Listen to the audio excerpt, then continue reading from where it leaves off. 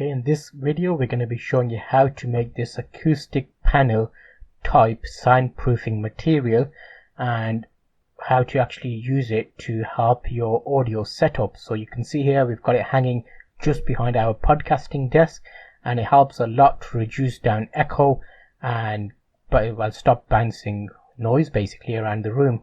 So this looks slightly like a type of Chesterfield type look, you could say. It's velvet, and we've used a number of things to help with the acoustic side of it, so I'll show you how we make this now. And it's actually loft insulation that we used to make this, and you can see the loft insulation is not much there, so we actually made a 3 foot by 2 foot more or less. It's 30 inches by 20 inches rectangle, and it's acoustic foam. Well, not acoustic foam, but it's insulation foam, which acts well to stop noise and echoing in a room. So you'll hear from this audio at the moment, it should be good, I'm hoping, because this is speaking in my setup with this acoustic foam behind while in front of me, so it doesn't bounce off that wall anymore. So all we basically did is cut off bits for how long we want to make the panel. It's normally you can get this acoustic soundproof material, but as we had this lying around, we thought we'd make use of it for Mr. Make Stuff. And here it's just measuring out and cutting out the 2 sections that we need with the assistance of Max, our dog, making sure I'm doing it right. He's keeping a close eye on me.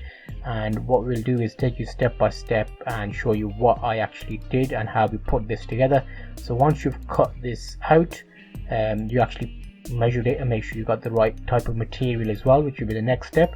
But here I'm just cutting the foam, keep calling it foam, it is insulation foam. Luckily it was in place there for my phone when it fell on top of it. And here just making the 2 panels there, and that's all cut to size. I'll take them in and then I'll show you the secondary material that we're using. One is a front velvet, and the back material doesn't really matter really. We had some odd brown pieces, so that's the 2 pieces there. The front is going to be the velvet, and this other odd piece we had lying around that we're using as the backing.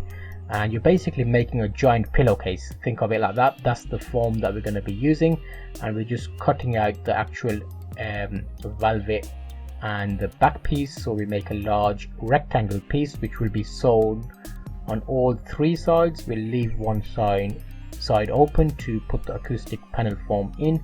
We did find, because I had some acoustic foam left over, that we actually doubled it up just to make it a bit thicker, so it's got a bit more dense material in there. So now we'll take you over to the machine where we're basically just sewing it together inside out, and then we'll make it into a large pillowcase or a duvet, more or less you could say. And this is just showing sewing that up together. So we've got the large pillowcase, and then we'll show you putting the acoustic foam inside it. And you can get different types of foam. I've seen online you can get those little foam panels that you can stick on the walls, but this acts more like a bit of a, think of it as like a large blanket that you can actually use, and it looks a bit better than a blanket, hopefully. Well, we'll see what you think, but I'm hoping you find this useful and something you can do, because we always have, if you've ever had any work done in the house, you always get that odd piece of insulation foam left over, and you can make a decent soundproof type setup, even a booth. So this is it sewn together, and we're going to turn it inside out, which you'll see now, and then that will be our large pillowcase, we're calling it. Here's the foam. Now we're just going to cut it to size to make sure it fits. It's got a little bit of hangover there, so we're just reshaping it now, and we'll put that inside the pillowcase and just pad it out. And then I put a double layer on. Actually we doubled it up because we had a bit left over, and then we sewn it all together. But you can carry on watching now, and we'll show you a little piece at the end as well, what it looks like finally.